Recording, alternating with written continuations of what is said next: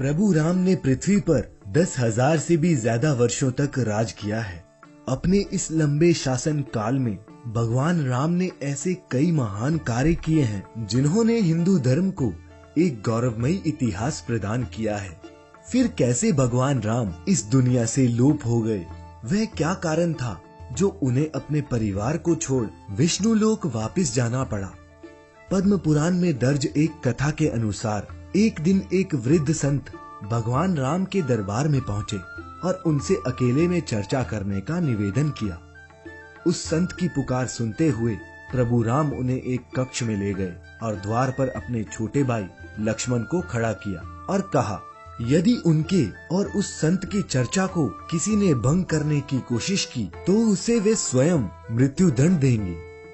लक्ष्मण ने अपने ज्येष्ठ भ्राता की आज्ञा का पालन करते हुए दोनों को उस कमरे में एकांत में छोड़ दिया और खुद बाहर पहरा देने लगे।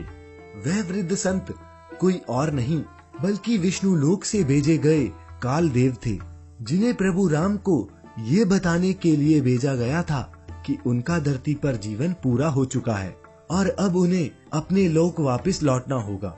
अचानक द्वार पर ऋषि दुर्वासा आ गए। उन्होंने लक्ष्मण से भगवान राम से बात करने के लिए कक्ष के भीतर जाने के लिए निवेदन किया, लेकिन श्री राम की आज्ञा का पालन करते हुए लक्ष्मण ने उन्हें ऐसा करने से मना किया। ऋषि दुर्वासा हमेशा से ही अपने अत्यंत क्रोध के लिए जाने जाते हैं, जिसका खामियाजा हर किसी को भुगतना पड़ता है। लक्ष्मण के बार बार मना करने पर भी ऋषि दुर्वासा अपनी बात से पीछे ना हटे और अंत में लक्ष्मण को श्री राम को श्राप देने की चेतावनी दे दी। अब लक्ष्मण की चिंता और भी बढ़ गई। वे समझ नहीं पा रहे थे कि आखिरकार अपने भाई की आज्ञा का पालन करे या फिर उन्हें श्राप मिलने से बचाए। फिर लक्ष्मण ने एक कठोर फैसला लिया। लक्ष्मण कभी नहीं चाहते थे कि उनके कारण उनके भाई को किसी भी प्रकार की हानि पहुंचे, इसलिए उन्होंने अपनी बलि देने का फैसला किया। उन्होंने सोचा कि यदि वे ऋषि दुर्वासा को अंदर नहीं जाने देते हैं तो उन्हें ऋषि दुर्वासा के श्राप का सामना करना पड़ेगा, लेकिन यदि वे स्वयं अंदर जाकर श्री राम की आज्ञा के विरुद्ध जाएंगे तो उन्हें मृत्युदंड भुगतना होगा। यही लक्ष्मण ने सही समझा। वह आगे बढ़े और कमरे के भीतर चले गए। लक्ष्मण को चर्चा में बाधा डालते देख श्री राम ही धर्म संकट में पड़ गए। अब एक तरफ वो अपने फैसले से मजबूर थे और दूसरी तरफ भाई के प्यार से निसहाय थे। उस समय श्री राम ने अपने भाई को मृत्यु दंड देने के स्थान पर राज्य एवं देश से बाहर निकल जाने को कहा। उस युग में देश निकाला मिलना मृत्यु दंड के बराबर ही माना जाता था, लेकिन लक्ष्मण जो कभी अपने भाई राम के बिना एक क्षण भी नहीं रहते थे, उन्होंने इस दुनिया को ही छोड़ देने का निर्णय लिया। वह सरयू नदी के पास गए।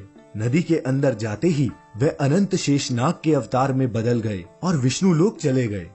अपने भाई के चले जाने से श्री राम काफी उदास हो गए। प्रिय श्रोताओं, जिस तरह राम के बिना लक्ष्मण नहीं, ठीक उसी तरह लक्ष्मण के बिना राम का जीना भी प्रभु राम को उचित न लगा। उन्होंने भी इस लोक से चले जाने का विचार बनाया। तब प्रभु राम ने अपना राजपाट और पद अपने पुत्रों के साथ अपने भाई के पुत्रों को सौंप दिया और सरयू नदी की ओर चल दिए।